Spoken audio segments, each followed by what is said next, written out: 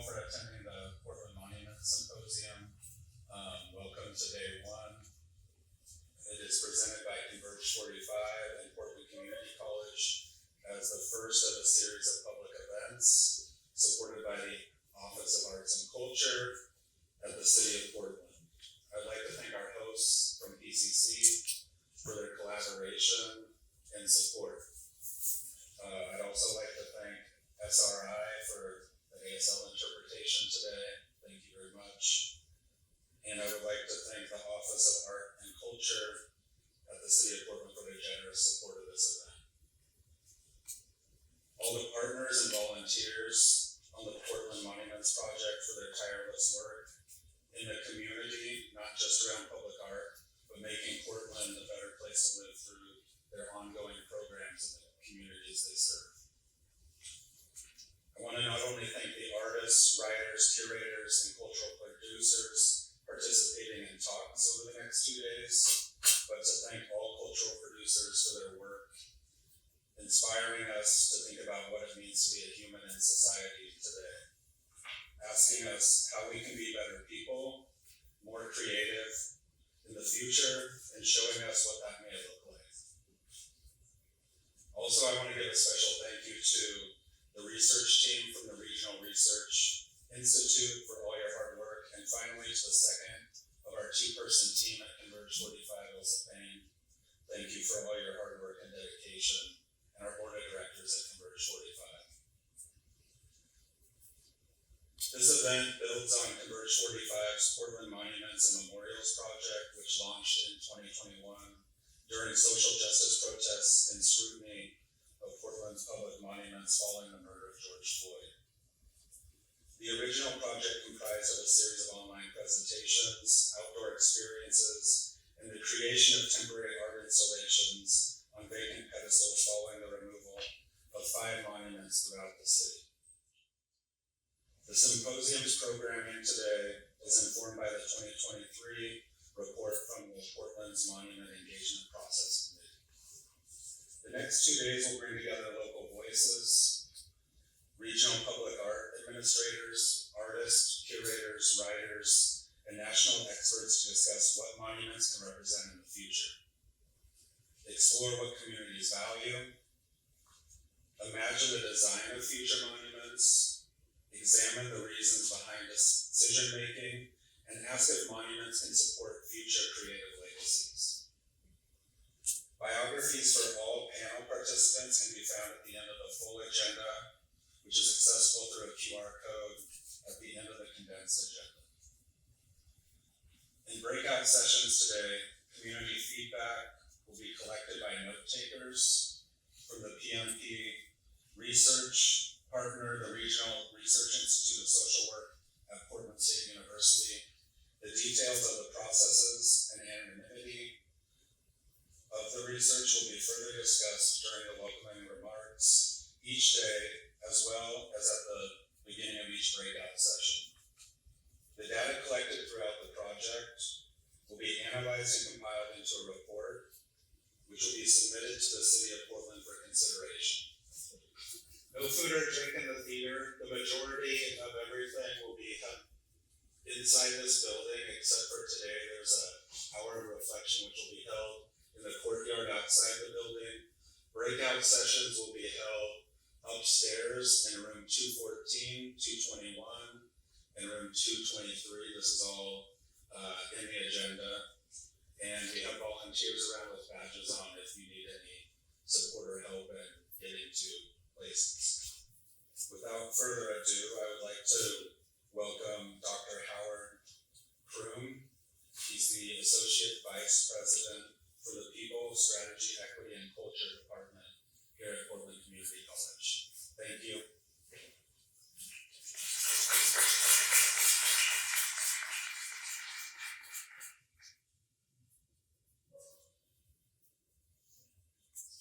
All right. Try to raise this podium a little bit. Can folks hear me okay?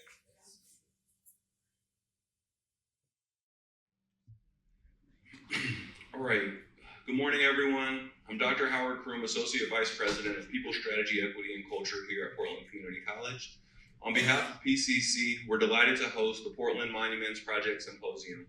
This gathering exemplifies our commitment to creating space for meaningful dialogue that shapes our community's spaces, and shared identity. We're honored to welcome you to our Cascade campus as we come together to engage in conversations that are essential to building a vibrant and inclusive Portland. For over 50 years, Cascade campus has been more than a place of learning. It's been a gateway of opportunity and inclusion for Portland's North and Northeast neighborhoods. This campus serves a diverse, dynamic community and has a rich history as a beacon of access for residents in North Portland, especially for those from historically underserved communities and populations. From its inception, Cascade has been a hub for cultural enrichment, literacy, and job training, values that resonate with the goals of the Portland Monuments Project. Situated in one of the most diverse neighborhoods in Portland, Cascade represents the resilience and aspirations of a community that values education, empowerment, and inclusivity. Hosting today's symposium here is symbolic of our mission to uphold and amplify voices in our community, making this an ideal setting for reimagining how public spaces can reflect collective values and histories. Today's discussions not only ask us to reflect on what we choose to commemorate in our monuments, but to consider how public monuments can evolve to honor the rich, diverse narratives within our communities. Together, we're exploring what it means for monuments to be inclusive, to represent a future we can all see ourselves in, and foster spaces that invite learning, reflection, and dialogue. As the largest higher education institution in the state of Oregon, PCC believes that public spaces and the art within them should reflect the diversity, complexity, and resilience of the communities we serve. Our collaboration with Converge 45 and support for this symposium reflect PCC's belief in the transformative power of art and education as tools for building a more equitable and engaged society. I encourage each of you to fully participate in today's conversations, share your unique perspectives, and join us in envisioning monuments that speak to all Portlanders. The insights you share today will not only shape Portland's future landscape, but also contribute to a broader movement toward equity and inclusion in public spaces.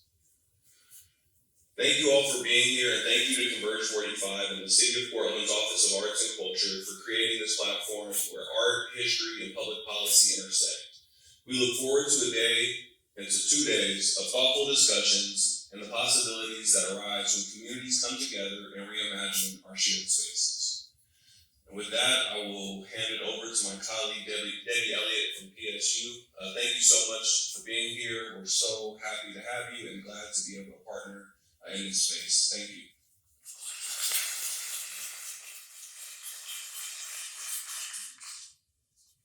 Thanks, Howard. Hi, everybody. I'm Deb Elliott. I'm with Portland State University's Regional Research Institute for Human Services, and we are the research partner with the Portland Monuments Project. And our role here today is to help support the 4 breakout sessions where we're going to facilitate discussions around the 4 key questions that are guiding the Portland Monuments Project. You have them in your itinerary, your agenda for the day, but I'm just going to read through those 4 questions just so you are primed to be thinking about these things. Each question is going to be posed at each separate breakout session, 2 today and 2 tomorrow. And those questions are, how can Portland adapt and be open to change with its use of public art to hold memory and history? That'll be the first session today at 1 o'clock. The next one is, hold on. What do Portlanders think about the city's current monuments? That's in breakout session 2 today at 3:30. And then tomorrow, the first breakout session at 1 o'clock is, the question is prefaced a little bit. The city of Portland has core values. These values are equity, anti-racism, collaboration, communication, transparency, and fiscal responsibility. And the question is, how can monuments support the city's values? That will be, like I said, at 1 o'clock tomorrow. And then at 2:15 tomorrow, the final question is, again, prefaced with some information. The city of Portland has decisions to make about monuments and public art. These decisions include how to think about what our history and what to educate the public about our monuments. The question is, what principles and practices should guide these decisions? And during those discussions, what we want to set up is a very comfortable and safe space to be able to share your opinions, thoughts, ideas, and suggestions in an anonymous setting. We will not be recording names in any way. Your identity will stay with you. And to be able to kind of share with others what your thoughts are about each of those questions. We will be guiding you through a process to kind of share your ideas, and we will be taking notes and documenting what you've said. So we will then summarize across all the people who participated in the discussions to provide a report to the Portland Monuments Project in the city. We'll go over some more kind of ways we're going to support that when we start each breakout session, but for now, that's generally what we're doing. Any questions? I do this. Any questions? No? Okay. All right. I think I'm going to hand it over to Darian from the city, and he can tell you a bit more about the project.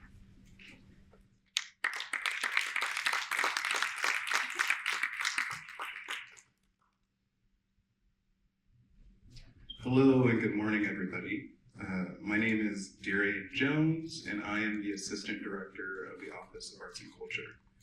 I want to again begin by expressing my sincere gratitude for our community partners for their ongoing support of the Portland Monuments Project and their willingness to collaborate with the city in this conversation. Our project partners include Converge 45, Portland State University, Portland Community College, the Confederated Tribes of Grand Ronde, the Confederated Tribes of Umatilla Indian Reservation, Literary Arts, the Mount Vernon Ladies Association, the Native American Youth and Family Center, Oregon Black Pioneers, Oregon Historical Society, the Portland Institute for Contemporary Art, Portland Parks Foundation, Reimagine Oregon, Seoul Business District Association, and several other organizations that have dedicated their time to this important dialogue.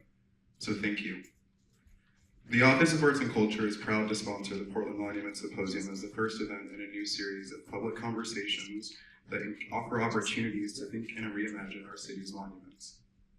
When I was first assigned this project last December by then Arts Commissioner Dan Ryan, the city was at a crossroads, unsure of how to address the monuments that were forcibly removed by Portlanders and relocated to secure storage by the city's public art contractor, the Regional Arts and Culture Council. These monuments included prominent statues, Presidents George Washington, Abraham Lincoln, Theodore Roosevelt. Each of those monuments represented complex histories and sparked significant community debate. In addition to the 3 presidential statues, 2 other city-owned monuments were impacted. The Promised Land, which was a depiction of the pioneer family installed in Chapman Square, and the statue of Harvey Scott, a former editor of the Oregonian known for his controversial and what some would call today misogynistic and racist stances on social issues. These 2 monuments were seen by many as symbols of oppression and exclusion. That led to their removal during protests in 2020. For many in this room, the conversation about these monuments began in 2020, but for others it started much earlier, and the dialogue was centered around the question of whose history is commemorated and who is left out. Today's symposium and this weekend is about expanding that dialogue. Our time together is rooted in storytelling, history, and art. Our goal is to start having more thoughtful conversations about what is represented and remembered in public art. An untold story in what I'm calling Portland's monument history is that of Sagakoea and the Jean-Baptiste sculpture in Washington Park. This was erected in 1905 as part of the Lewis and Clark expedition and centennial. The sculpture is notable not only for its depiction of the guide of Lewis and Clark, but it's also funded by women and was created by Alice Cooper, a woman sculptor. The sculpture was commissioned by the Committee of Portland Women to commemorate Sacagawea and her work to support Lewis and Clark. It was to commemorate the pioneer mother of Old Oregon, and its unveiling was attended by prominent suffrage leaders like Susan B. Anthony. It remains one of the oldest monuments in the country, and it depicted Sacagawea and several others, and it served as a symbol of advocacy for women's suffrage and empowerment at a time when the right to vote was not yet secured by women in Oregon or this country. In contrast, Harvey Scott's sister, Abigail Scott Duniway, is a figure, a prominent Portlander who should also be considered. Her legacy as an American women's rights advocate and newspaper editor and writer was instrumental in gathering voting rights for women and supporting them in the United States. The story of York is another important piece of this complex monument history in Portland. York was an enslaved Black man and a key member of the Lewis and Clark expedition. Unfortunately, York had his contributions and legacy largely forgotten in Oregon's public history until the installation of a temporary bust atop Mount Tabor in 2021. Before the pandemic, many Oregonians were unaware of York's story and the extent of his role in the expedition. Unfortunately, the bust was later vandalized and removed. York's story and the community's response to his presence in Portland sparked public debate and the complexities of how we honor and remember historical figures, particularly those from marginalized community. His legacy, like Sacagawea's, is one of the challenges that offer us an opportunity to think critically and about representation and whose stories are uplifted and celebrated in public spaces. It is from that legacy carried forward by the people and communities who came before us that we're here today. To draw from our ancestors and those who walked before us, their existence and stories mattered, and we have an opportunity to honor and remember the values that connect us. This weekend, we'll engage in discussions that delve in policy, community perspectives, and artistic interpretation. We're not here to decide whether historical figures like President George Washington, Lincoln, or Roosevelt were good or bad, but rather to explore what aspects of their legacies we want to remember as a society and what we must acknowledge to move forward. For example, President Roosevelt is often celebrated for his role in establishing the national park system. It's less frequently scrutinized for his actions that led to the displacement of indigenous communities and the seizure of millions of acres of native lands. His legacy, like so many others, is complex and layered, and it's essential that we hold space for these contradictions. We have an opportunity to memorialize the contributions of Portlanders and real, non-mythical women like Abigail Scott Duniway in our history and public art.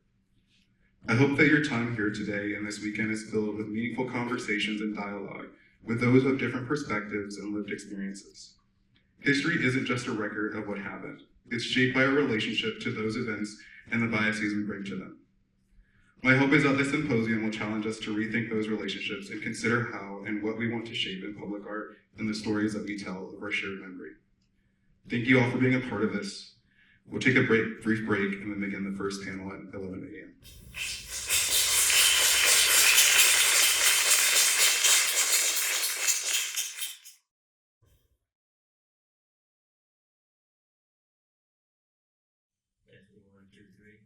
Everybody hear me? Great.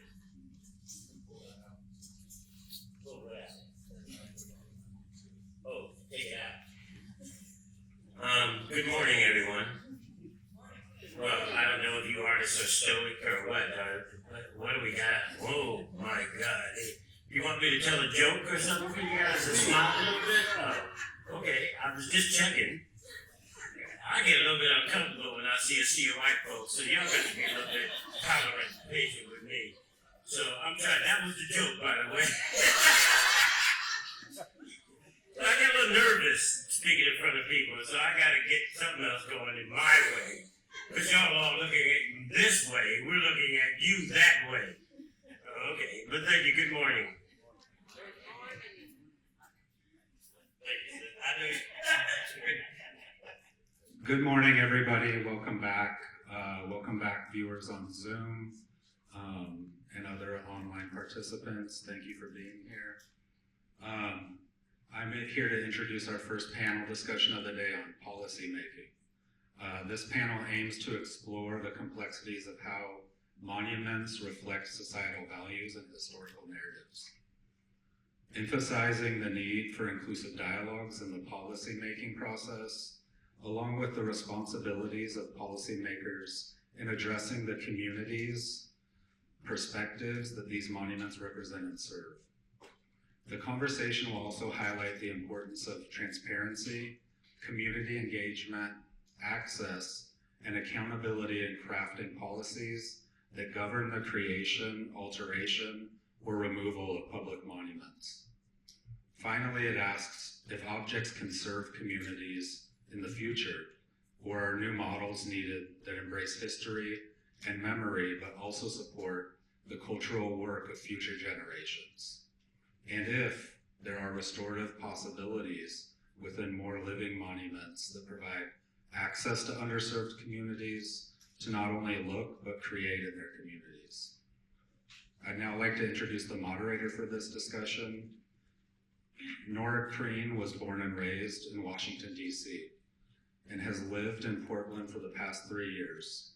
Her work as an arts professional has varied from roles in exhibition curation and design, founding and developing an artist residency program, and now as public art and collections manager at Lake Oswego Arts Council. She is currently exploring interests in preventative conservation within collections. She's an active member of creative communities of San Francisco and Portland, Oregon, and serves on Respond to Racism's data collection committee. She is an advocate for the arts on local levels and promotes manual competency and critical thinking skills through accessible public art programming. She is currently learning how to weld right here at Portland Community College and studying chemistry as a pre-program conservation student. I would now like to hand it over to Nora Crean. Thank you. Hi everyone. Thank you so much for being here and taking the time to participate in the symposium this weekend. Thank you to Derek and Ilsa for their hard work to get all of us here together. And of course, thank you to the panelists here. So I'm gonna just do a brief intro of our three panelists, but that will be with the caveat that their achievements and accolades are incredibly long, and I am reading just the surface of them. As I've spent the last few weeks researching them, I've just been blown away by what 3 people have been able to do. So I invite you all to take some time and do a little bit of research on these folks, because it's pretty incredible what their contributions have been to Portland and to the arts. Okay, so John Washington here. Mr. John Washington has over 4 decades of experience as an entrepreneur, community advocate, cultural responsive consultant, urban developer, and national multimedia producer. John has pursued addiction studies at Washington State University and Evergreen College in Washington. He interned at the Olympic Center in Bellingham, Washington, working with Native Americans through addiction counseling. This experience led him to Oregon, where he operated as a consultant to several of the local tribes, including the Grand Ronde, Siletz, and Cow Creek. In early 2000s, he established Flossin Media in the heart of the Soul District in Portland. He currently serves the North and Northeast Portland community by advocating for small business and youth entrepreneurs as the executive director and chair of the Soul District Business Association. He currently sits on the Historic Albina Advisory Board and the North and Northeast Oversight Committee. He's a proud member of the Most Honorable Prince Paul Mason's Coalition of Black Men and NAACP Portland chapter. Teresa Rayford is the founder and executive director of Don't Shoot Portland, a nationally recognized art and education nonprofit in Portland, Oregon, that promotes social change in the spaces of civil rights and racial justice. She is also the director and curator of the Black Gallery in Portland's Pearl District. And so many other things. I mean, I could just keep going. And then Amanda here. Amanda Rawson has participated in the cultural arts sector for more than 8 years. Previously, Amanda worked as the major gifts officer for the San Jose Museum of Art and the donor and external relations manager at the San Jose Museum of Quilts and Textiles. She is a founding member of San Jose Arts Advocates. She was the chair of Gen Arts Silicon Valley and program Silicon Valley Creates, dedicated to empowering creative individuals and emerging arts leaders through professional development, advocacy, and networking. So thank you for being here today.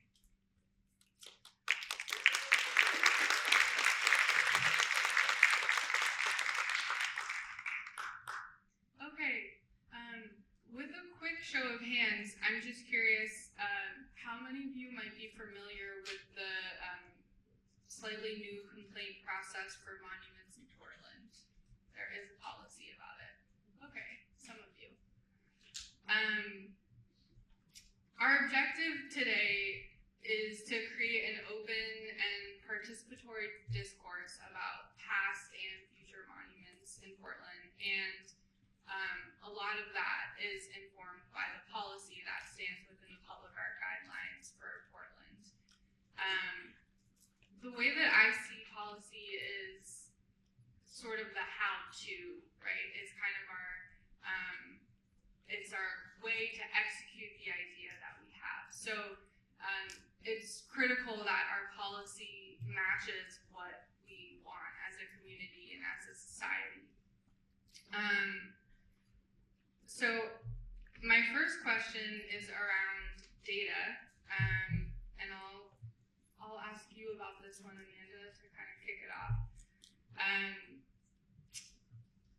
We have de-accession policies and collections, which basically takes an object out of a collection, and there's different processes around that. And I'm curious what your experience is with de-accession policies. How are they useful or harmful when considering the top of monuments in Portland? First of all, thank you everybody for being here. I'm excited to be here. So I'm studying from San Jose, California, and I like to believe that Nora asked me that question because my main job now is building public art plans for cities, municipalities, nonprofits, and developers. And what that involves is including policies around collections, monuments, gifts, staff, and so when it comes to the monuments policy, what we often tell the people that we work with, and I say we, I'm proudly part of a 3-woman team. We co-own a business called Art Builds Community. What we tend to do is we encourage our clients to really think about, does the artwork that is considered a monument represent the community in that moment, right? And is it part of that past? And is it an important part of that past? So really asking those quantitative questions as you either start to develop policy or reassess a policy. When you're thinking about your collection and reassessing what does that collection have in it, you're not only thinking about the questions I just said, but also thinking about maintenance management. And how is that going to be taken care of? Who's going to pay for that? How's that going to move forward? Is it something that just is supposed to deteriorate over time? Art is subjective, so it all depends on what the artist is interested in creating. I think that just as somebody who is a policy drafter, it's always important to have a policy. So your question around is it that will it be detrimental to a project or a monument? I don't believe so, based off of best practices, national best practices around policy management on monuments. because it's important to have these rules to follow so that the community knows that whoever's developed them has listened to them. So that being said, when a policy is written, it needs to be inclusive, right? I think that is the major part of it. And what does that mean? I mean, I can keep going. I don't really, but I think what we're going to be discussing today is what that means, right? Making sure that community members are represented in the conversation. And what does that look like? Often with our firms means going into the community, not asking them to come to us. Like go to where they are. And what could that mean? It all depends on who those people are in the community. Hope that answered your question, or at least hit some of it. And Teresa, you have a lot of experience with policy, all different kinds of policy, and can people hear me? Yeah. Okay. Your work with liberated archives and memory work for Black Lives Matter has exhibited archives of the Black Lives Matter movement. Can you talk to us a little about that and how you feel that archives and data are important for people to access? I mean, and thank you for having me today. But we live in a time where we're banning books and we're censoring information, we're censoring our history. And so for me, the archives have an opportunity for people that research them to find where the root causes of some of the things that are possible and that are happening right now in policy.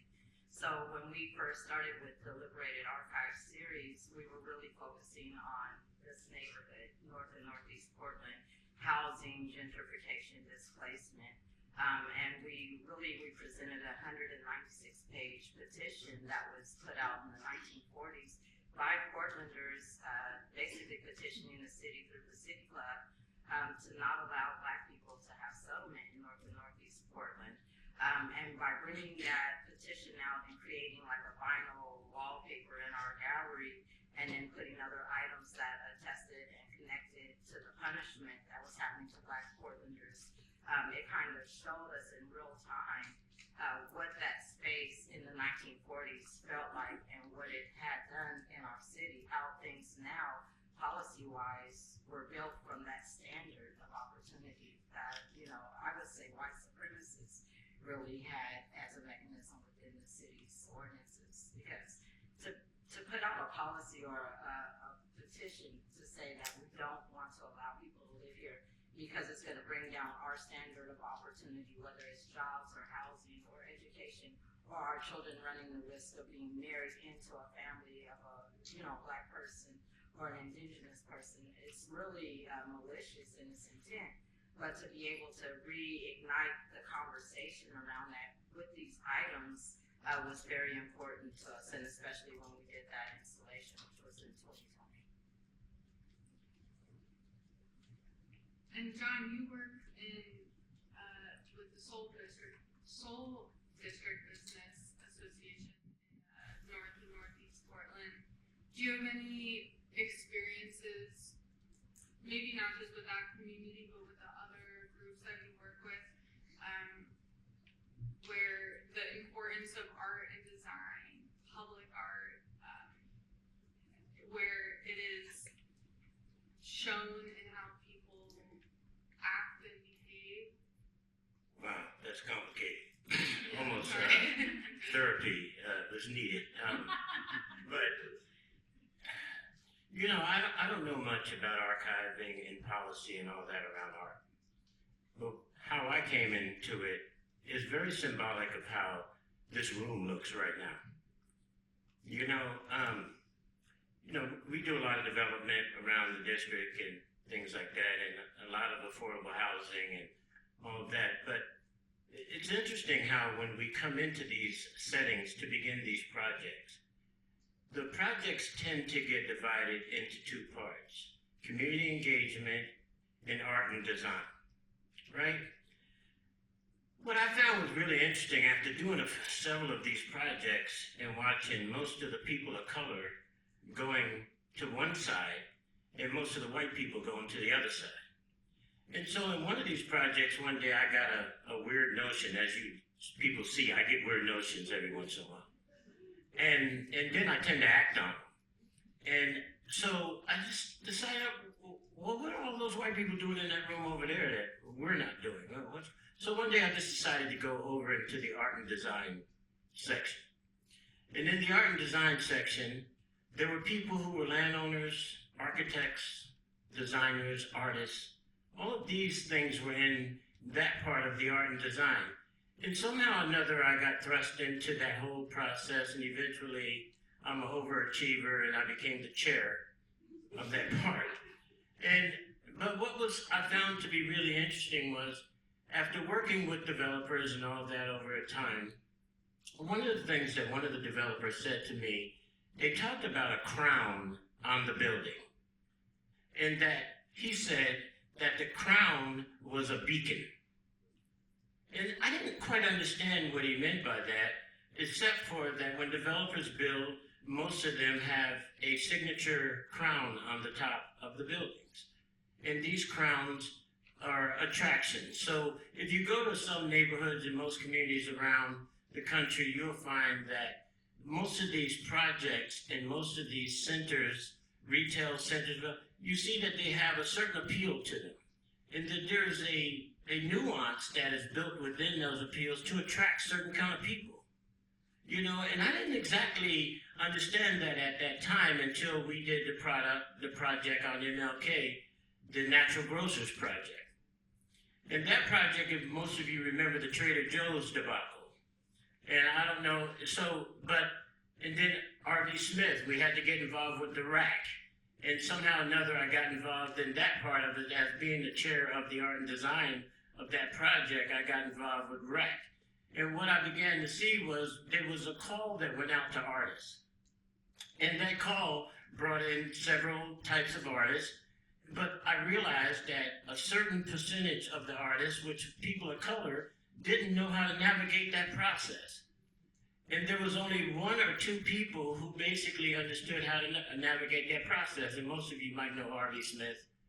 And here's some of his art. That was the artist who put the guy that's pointing, we're still here, we're on the move, doing some things. But picking the colors and finding artists and finding people who knew how to sort of convey the message that we wanted to convey. What was black art, right? What did that mean? So we had to investigate all of those types of terminology, things like pop, crackle, sizzle, you know, words like that for some of you who are artists in here, you probably understand what I'm saying about that. So at some point in time, though, we had to find those journeymen who knew how to do that. And what we found was those journeymen were hard to find in Oregon. So the higher you got up in the design world, the higher you got up into creating art that was culturally specific art, it became a little bit more challenging to find those type of artists and those types of things. But I think the point that I'm trying to make with this is that art in itself is just not just art in itself. Art has an effect. And, you know, sometimes we're the last, but we're not the last. I mean, our indigenous people always created art in our communities. It was representative of tribes, it was representative of areas, it was the people. So this conversation is a lot more complex than people think it is. I mean, because there's a lot of hidden backdrops in these policies, this type of art, monuments, all of that, as you all know across the country, as you see, some get torn down, lately been getting torn down, some getting stood up. But I think the most important part I want you folks to recognize is we're starting to recognize that this type of art has historically kept certain people out of communities also. So I just want to bring that point to bear as to what the significance of art and monuments and its impact in the communities in which I've been a part of over a couple decades that I think is symbolic and significant. This is brand new to you. Do you think knowing that these policies and these projects are complex and multi-layered,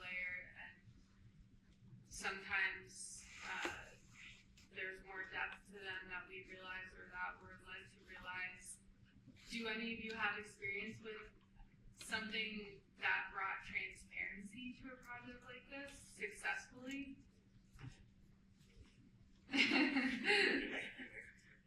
I mean, the only thing I've seen that brings transparency to any policy is like an audit, you know, and I do a lot of research and I used to work with a CPA, and so auditing businesses and agencies was part of the process in order to get where you wanted to go, which was a better opportunity to serve your public. But other than that, I have nothing. Yeah, you know, just listening to what John's saying too, like, in public art and that includes monuments really is a space that we engage in difficult conversations, right? And for some it may not be difficult, right? So no matter what, there's always somebody maybe internally holding in those difficulties even if they don't want to say them out loud.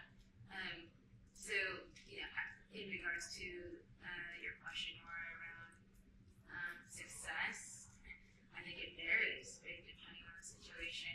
What may be successful to one may not be successful to another, right? And that's just us as humans. I'd say something that we work on in San Jose, we have a large Vietnamese community, one of the largest outside of Vietnam in San Jose, California. And, all right, they're distracting me. And one of my colleagues is Vietnamese, and so we felt that, okay, well, we're the right ones to work on this project, and she really spearheaded that project. And I'd say it was a success in the sense that we brought on an artist who has an Asian background. She is not Vietnamese, but she has a lot of relationships with that community in San Jose. The architect was Vietnamese; he's since passed away. So the conversations, we really went into the community, the Vietnamese community, made sure we had people who spoke both Vietnamese and English, and listened to what they wanted. We may have not done exactly what they wanted, just because sometimes what people want, it can't really happen in the public art realm for various reasons, so whether it's safety issues or finances. But in the end, you know, I would say visually, the representation has been has had a positive response. The downfall is that the artwork is now glitching. So that's where I say, like, when you talk about success, what depends on what you define as successful. I'd say our community impact on it was very successful. We haven't had any negative press around that, any negative internal emails. It was funded by our county, and people generationally with the Vietnamese community, it's very generational kind of dialogues that are important in that community were present and respected and heard. And so I'd say in that sense, yes, we were very successful. It's called the Vietnamese American Services Center, if you want to look that up. So it actually is a place for the Vietnamese community. It's for everybody, but it is in that naming that it's clearly stated, this is for you to use.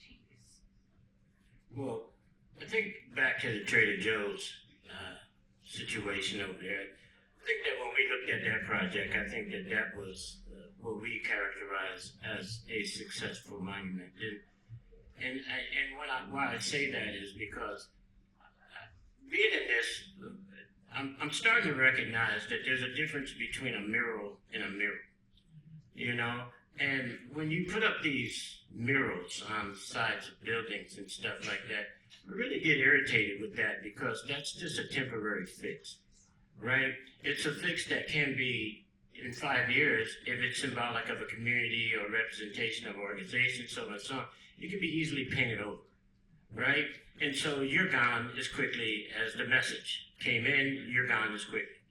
So we had a little bit more of a challenge down at that site and to achieve a specific outcome. And so instead of placing a mural on the side of that, we had all these artists come in and they took a look at all of what and again, like I talked about, a lot of them didn't even know the process of how to pitch public art, you know? So at some point in time, there was one person that came through the rack and they recognized that we recognized that they knew how to do what they knew how to do, but we recognized that there were 6 others that didn't know how to do this. And so at some point in time, I started thinking that how do I get these other 6 involved in this process to learn how this works and to move forward? Well, lo and behold, as you guys recognize, I sort of corrupted R.V. Smith to encourage him to teach these other people how to do this. But as far as the mural part of that, there was a designation of a small amount of money to put a mural somewhere. And that small amount of money was not significant enough to put the type of mural we wanted. Because in the end, we needed to recognize that some of this art of these types of natures need to be archived also, right? Put into storage if needed to be moved, whatever that. So we arrived from a $60,000 budget. We had to increase that because we realized that this piece that we wanted RV to create for the front of this building needed to be porcelain back steel. Simply because we needed that project, if that art, if that building, or whatever natural catastrophe, whatever, is that we wanted to make sure that we can remove that art and store it if it needed to be stored or moved. And so that tripled that price of that project, by the way. Most of you know porcelain back steel is not a cheap project, especially if you got to import it from California and so on and so on. But we wind up getting those projects and those pieces placed. But here was what I recognized was success. That there were a few other people who had other districts, who had other projects, and lo and behold, most of, if it's not familiar, most of these people were white, which, no big deal to me, I mean, one way or another. But when I heard someone say, a white woman say, "Oh, those colors," I knew I nailed the mark. Because she didn't like them colors. We did.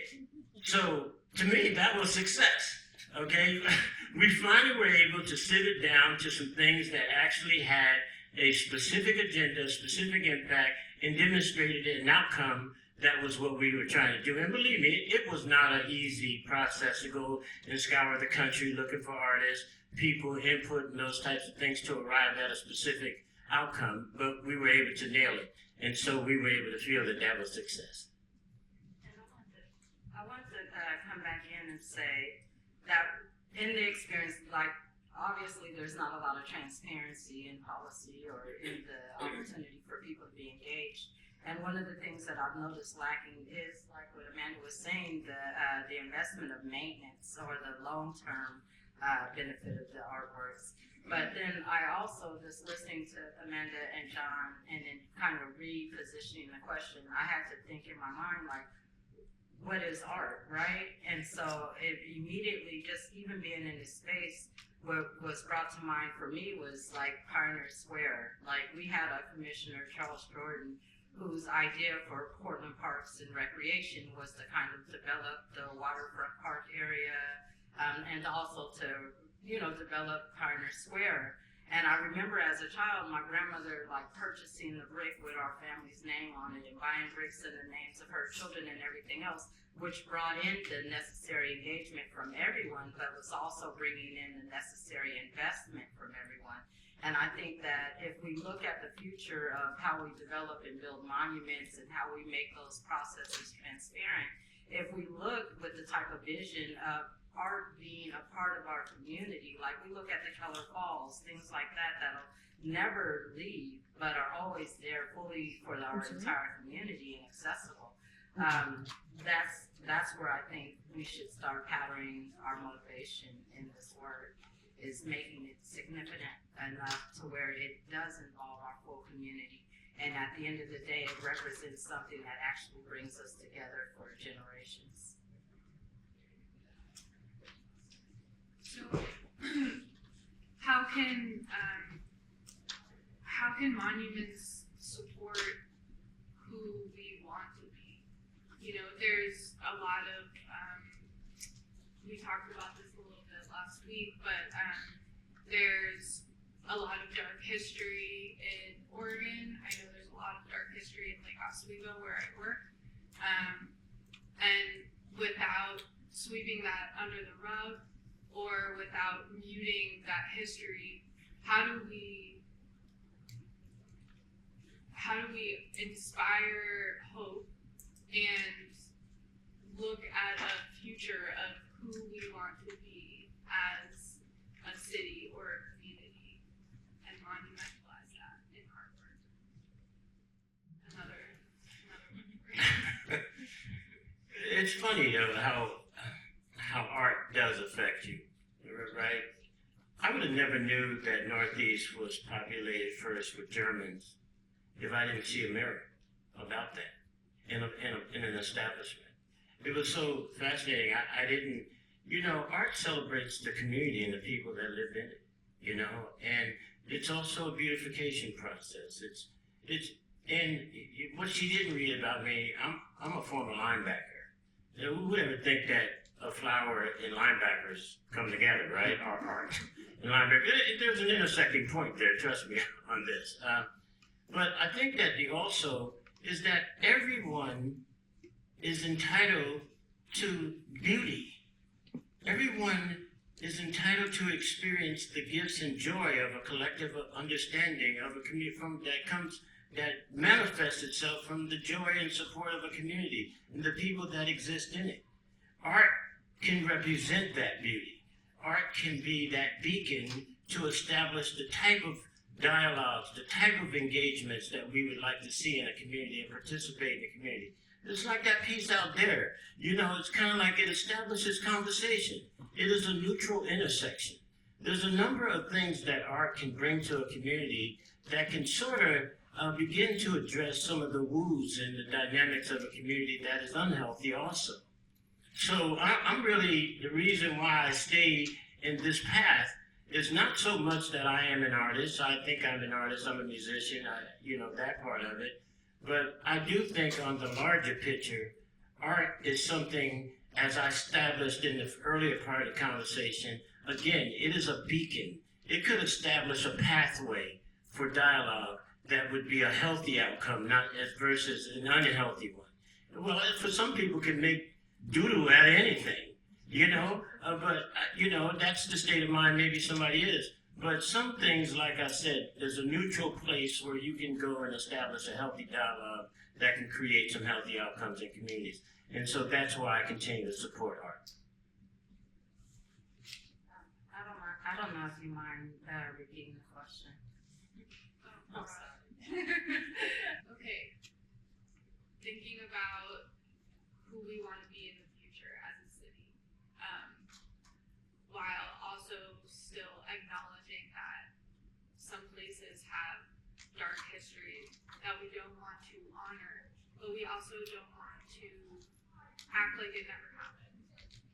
Is there a way to monumentalize that? Is there a way to embody that forward-thinking method within the community through monuments?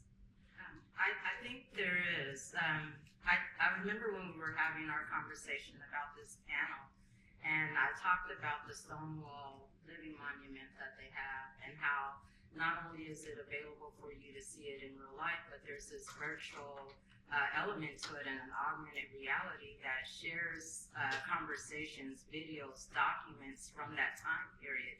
So you have this beautiful monument to Stonewall, but you also have all of the documents and information, the good, the bad, and the ugly, contained within the monument. And I think that as a society, because of technology and how we're living and ChatGPT and augmented reality, all these different things, that when we talk about building monuments, that we should be seeking a way to conversate about who we are in society, because there's going to be a lot of curiosity.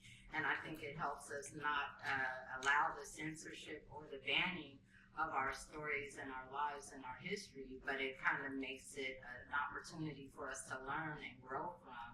I see, like when we're working with archives or when we're establishing audits against agencies, I see that evidence as the necessary medium for us to move forward or to make something beautiful. If we don't have the information that got us there, it's going to be a really hard way to get out. And if we're not inspired by what's happened, because we're seeing art in a monument formation, if we're not inspired to the point that we have a call to action, or we're thinking about something, or we're wanting to research, then it's not really monumental, if you ask me. I had to write that question down because I have a lot of thoughts in my head around how to answer that. And some of them I'll share, others I can share with you if you want to talk about it after this conversation.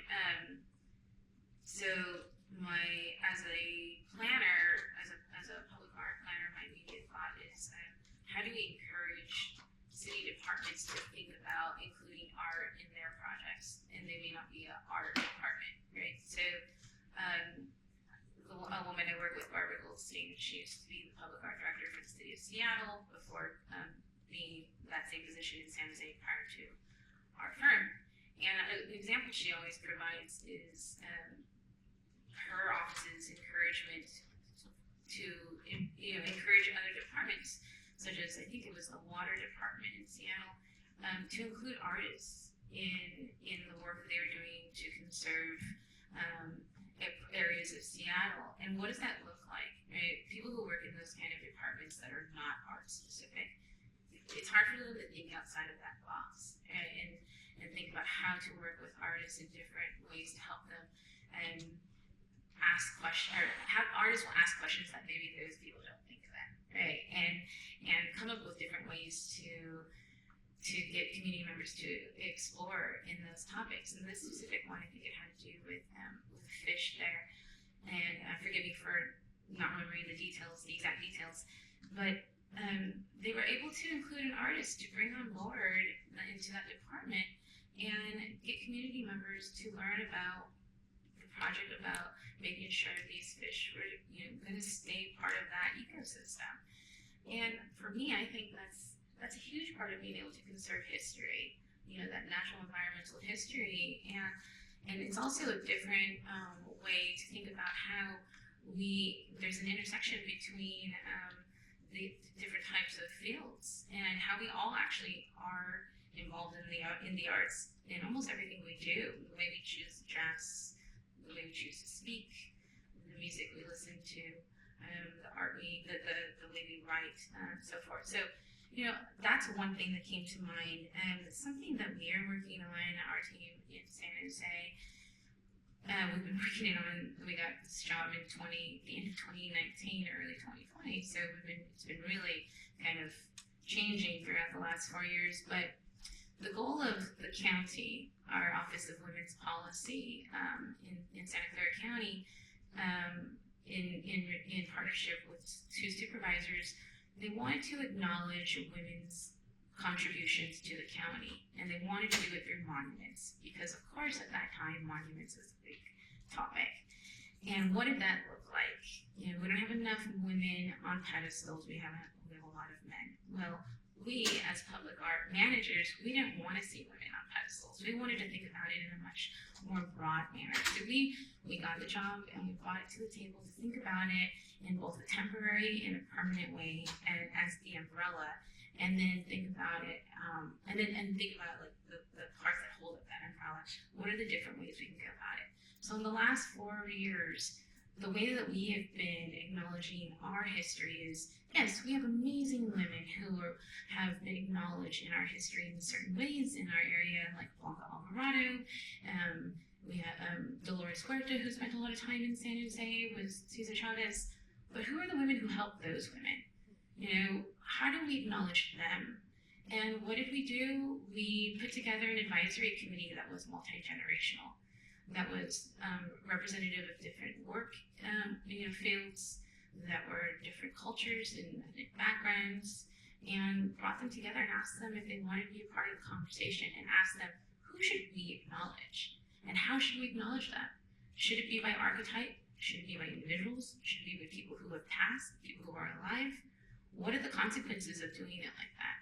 So really, we weren't the decision makers as a team of 3, but rather the community of women that we brought together who represented AAPI, BIPOC, and who represented youth, as in like the early 20s or teens and so forth, and those who were, over 60. And those kind of conversations were incredibly important. And so, we really had to think about we have a Japantown in San Jose, and there's only 3 in the United States. And so, what was happening to the Japanese women during that time? What are the dark stories that we have to think about? What happened to Chinatown that was burned down by developers, who happened to be white men? And who were the women that were part of those families that were the matriarchs? So, there's a really hard past there.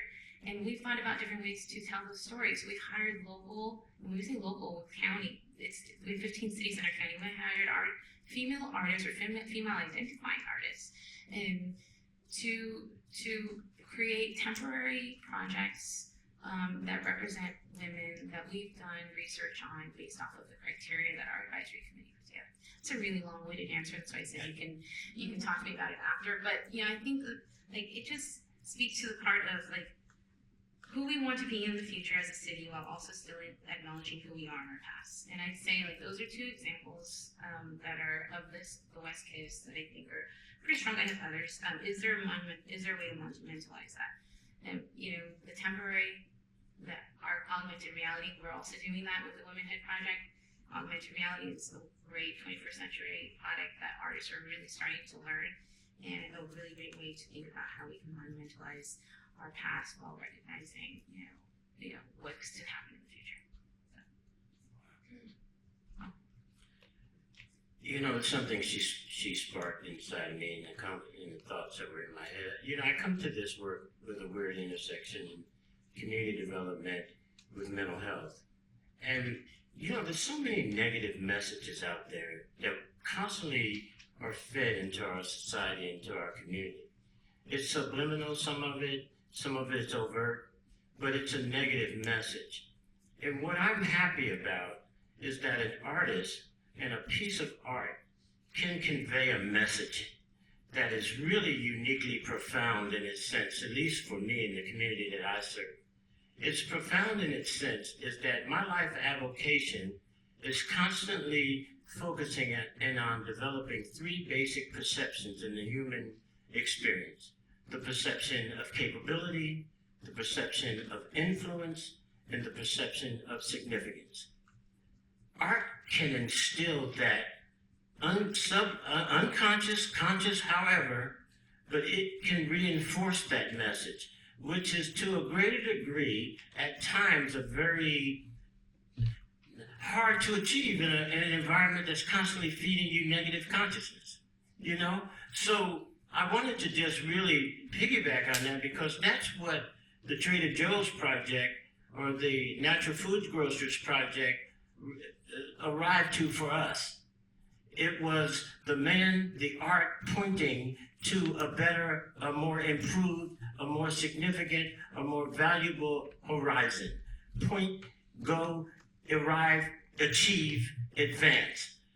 And that is enough for me to ride by and see, and continue to be inspired to continue to move forward in my community and to inspire others in that community to do that. So that's, to me, the root of my message and the reason why I stay involved in a process like this, because there's so many messages out there that are telling us that we're less than, that you're not welcome, whatever those things. And that's that original conversation that I had with you in the beginning about the beacon.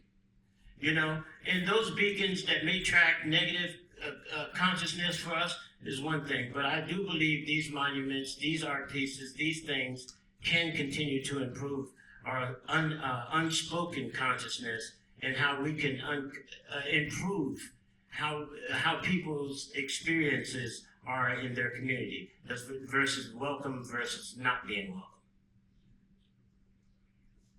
It's very nice to hear about something within conversation that's making people happy and inspired. I think maybe we are a little bit starved for that.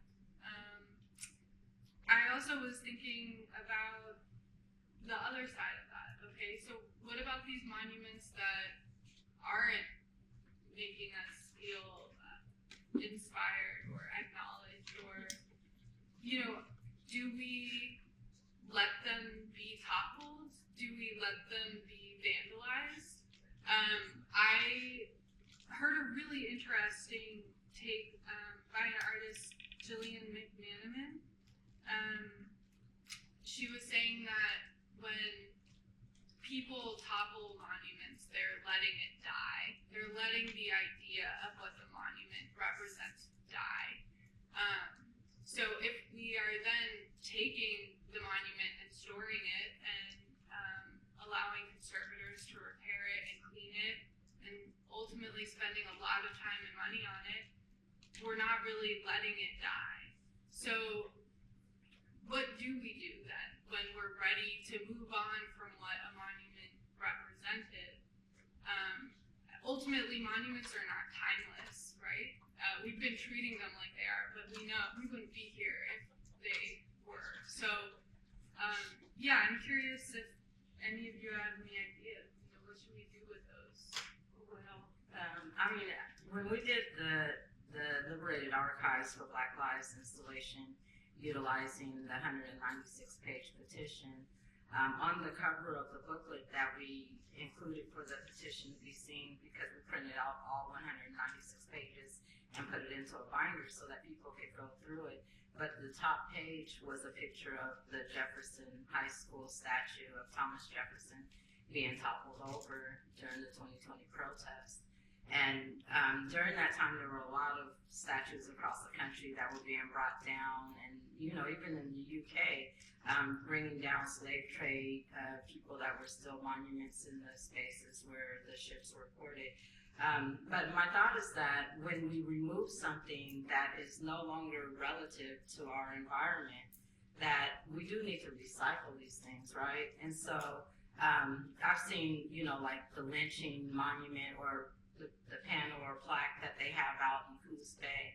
But, you know, melt it down and make a monument or establish an apology or a statement about it. Because even in Liberated Archives, when we're working with librarians and historians and anthropologists, we're saying don't erase or delete the language that you find in here. And even when we received the Apple murals, there was all kinds of white nationalist hate rhetoric on there. And we said don't remove any of it because it's part of the community art project. We want all of it to be contained in this preservation because we need to report on it, we need to document it, we need to build a narrative. But I think that with these monuments, when we make the decisions to remove the monuments, we need to make a decision to share the information and the history of what was removed and why it was important for us to remove it. Because if we continue to ban and censor history, we won't be able to learn from it.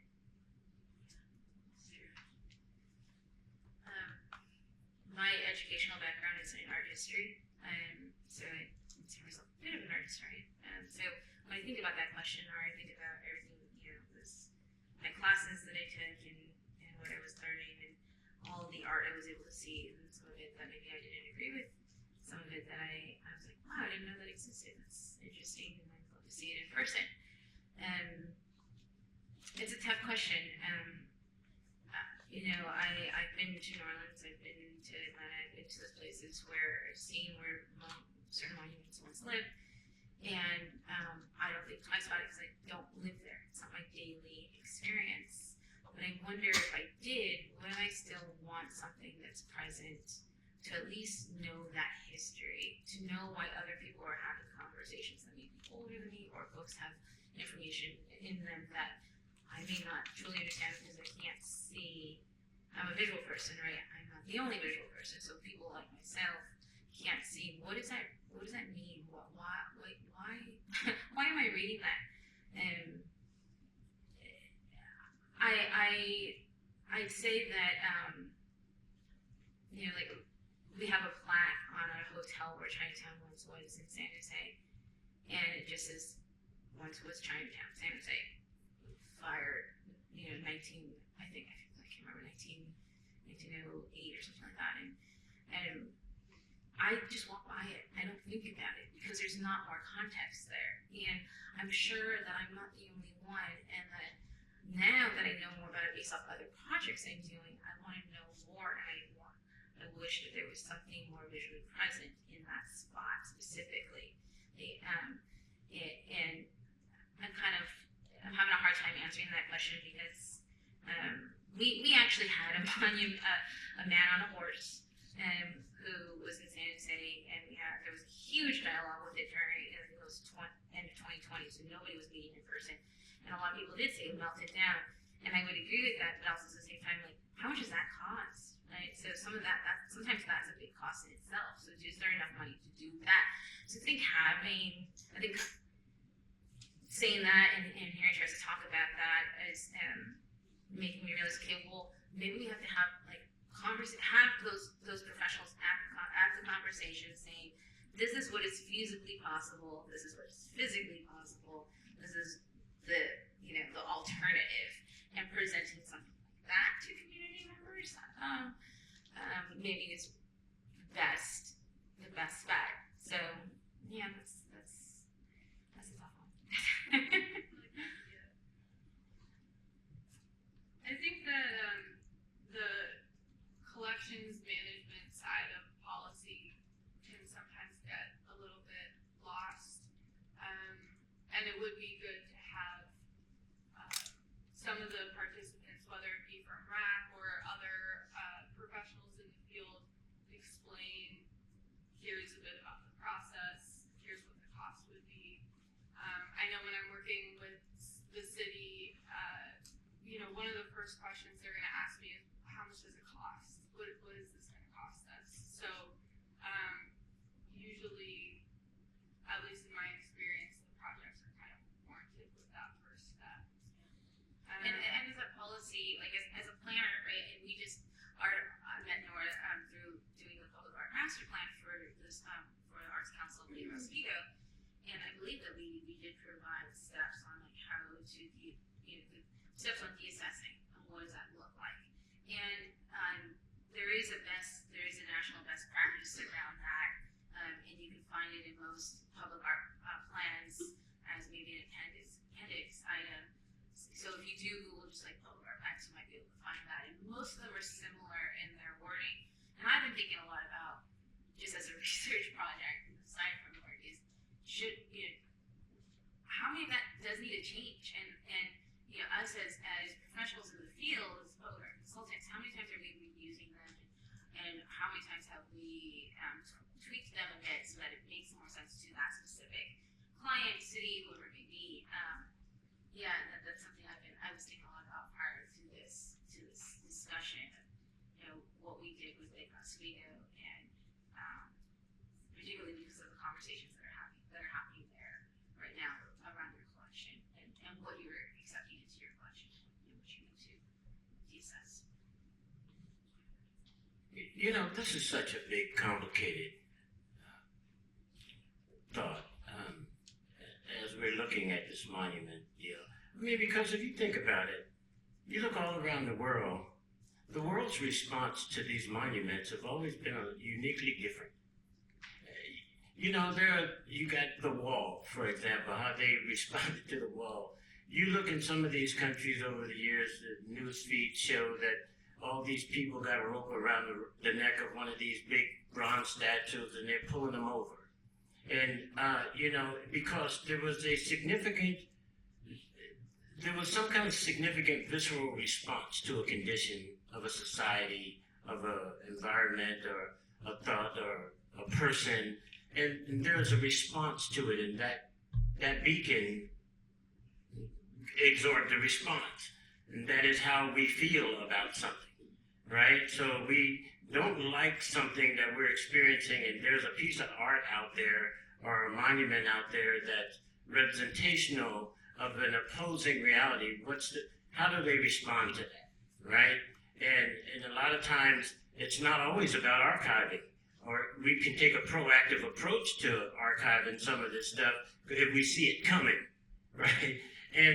But what does it take? A rocket scientist to see that racism is not something a country is willing to continue to exhort? And if there's a monument out there that represents this thought, continuous thought. But the part that I get a little bit uncomfortable with is because, people have feelings also. There was a history that they were connected to. And if it was Thomas, if it was George Wallace, whatever it was, that monument is that they're connected to it. So do we give them an opportunity to involve themselves in that discussion and debate and somehow or another respond from that outcome? What do we do with that piece of art? How we deal with it? So, but I think that a lot of times these situations place us all in an environment in a way that we have to respond somehow. We can't continue to look at something that reinforces a negative thought for a greater part of a community versus saying, oh, well, it's history, it should be there. So it's almost like the conversation around genetics.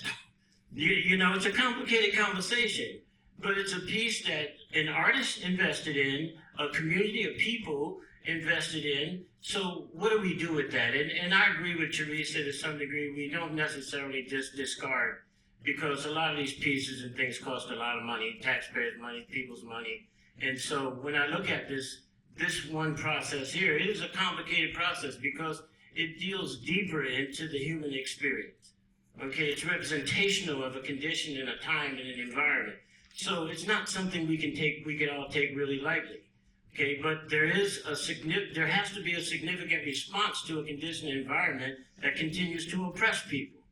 You know, so, and how do we continue to move forward with this reminder of this constantly in our face every day, moving through there? Is that something that we continue to just accept passively, or does somehow or another we have to engage that process to move beyond where we're at? So that's just where I sit when I'm looking at this.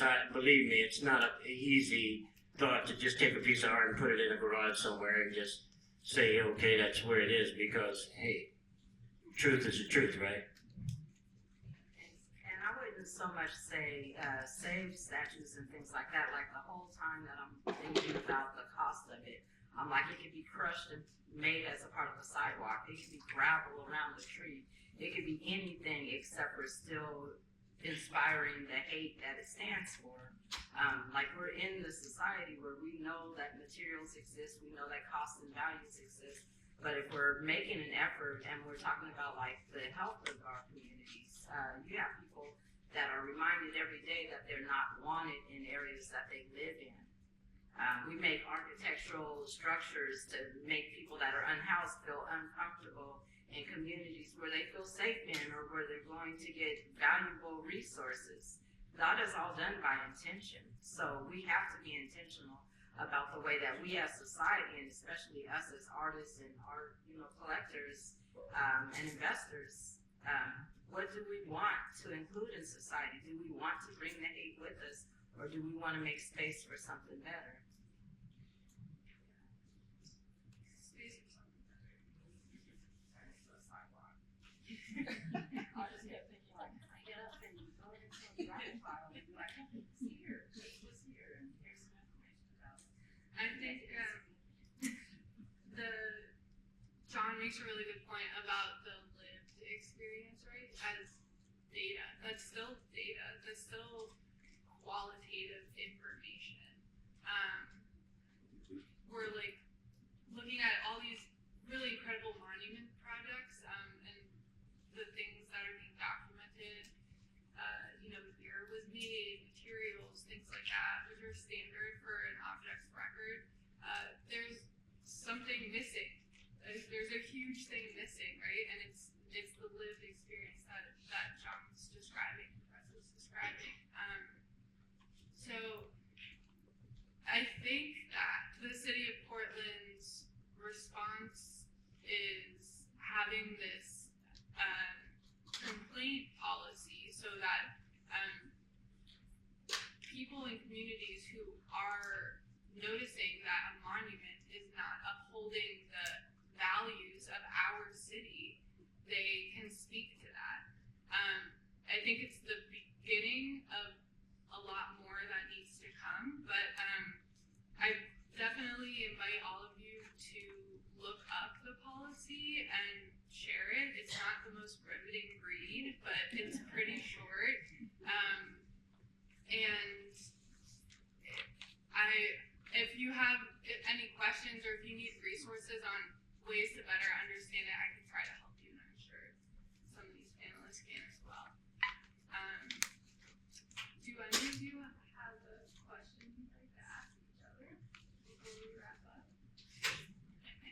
question to ask the audience. Do you have a question?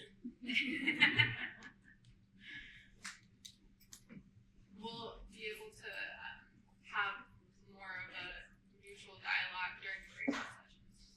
I thought about that more, and I didn't have a question because I figured it's probably going to go like really long of a response.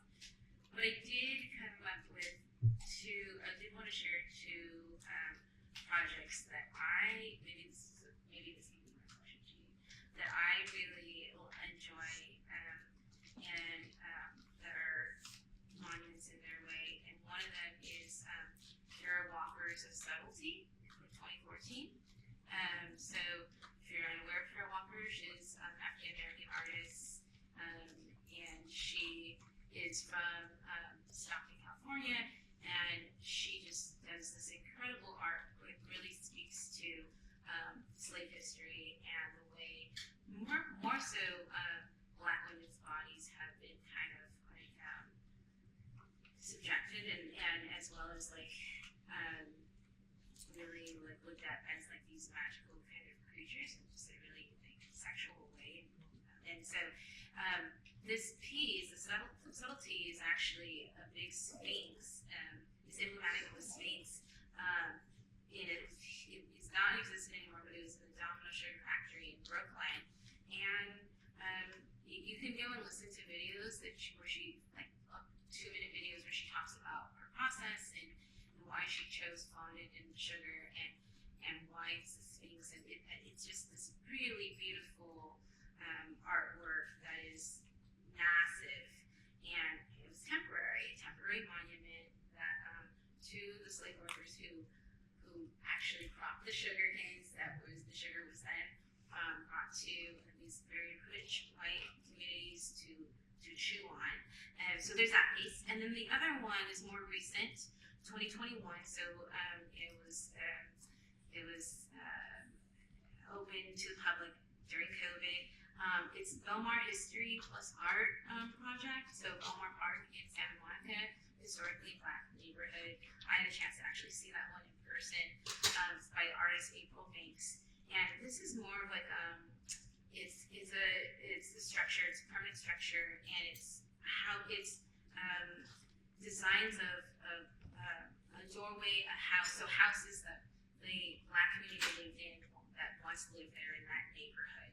And what she did was her and a group of researchers went and spoke to the community members in community centers. This is before COVID, because she already had a project, and saw photographs and talked about like families who lived in that neighborhood, stories that they heard from their grandparents, and really used that to build these structures. And the way she describes it is they're created into four themes / thresholds. So she thinks about it as a walking through kind of monument. One is the porch, which is a space where families gather. Two is the doorway, which represents security. And then the third is the house, which is it's a sliver of a house and reflects the people who once lived there. And then the fourth is the window, which represents future. And April speaks more about it in a short video, but I've seen so much art. I have the opportunity to travel and see a lot of amazing art, and I love history. But those are the two that always stick out in my head. I've never got a chance to see Kara Walker's A Subtlety, but I recently saw her work at SF MoMA. Amazing. If you ever have a chance to see her work, I recommend it. And April Banks, I did get a chance to walk through it, and I did that before actually doing research on her work.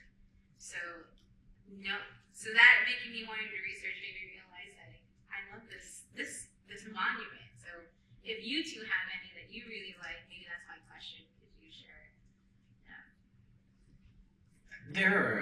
There's a lot of projects going on in the Northeast. I mean, there is so much change going on over here. It's giving me whiplash. I'm telling you, there's some really great opportunities for us to express some real synergy amongst our community and the people in our community. But I'm always uncomfortable when I come into these conversations about art, right? You think art is universal, right? This thing is accessible to everyone.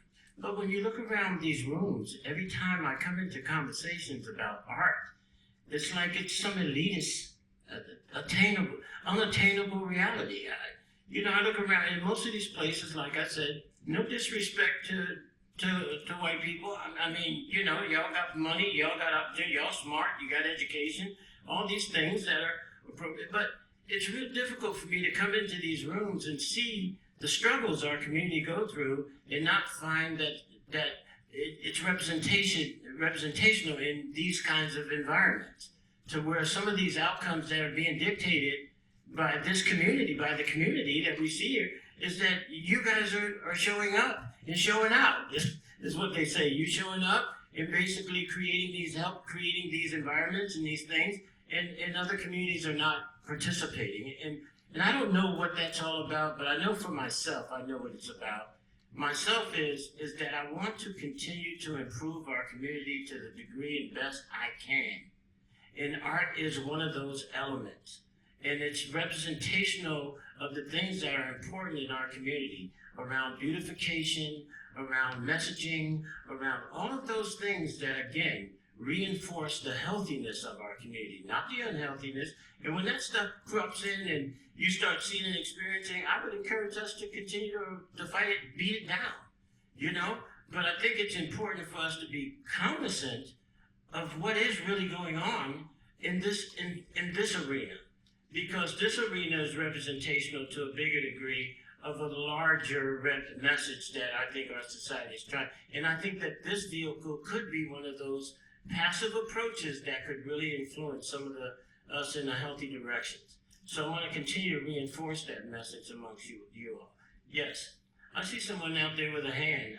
Claire, is it Claire? Is it? Yeah. Thank you. I had a question because along this whole discussion, there's been a lot of talk about who's showing up, how are people knowing about it in general. Like, as someone who's just graduated college, like I'm coming out here and I'm like, okay, where is everybody? Where are all the projects at? Who is hiring? Are there even jobs? And social media and what we see and what's around us. It doesn't paint a very optimistic image. So I'm wondering about, as a cohort that we are, how are we reaching out so that people who don't see it or won't see it in their daily life can see it, will see it, and will be impacted by it. I think that community outreach, and if we want to bring more diversity to these discussions, we have to find diverse ways of reaching people. And oftentimes, the funding isn't there for that. If that's pushing ads, pushing marketing, like, hey, this is what's going on, here's how we get it national.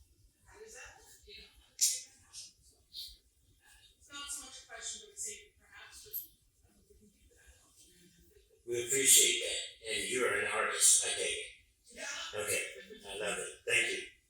Well, we're over time, and I think we all have hopefully more to say, so I hope we can keep these conversations going. Thank you so much for sharing that. Thank you so much, Amanda, John,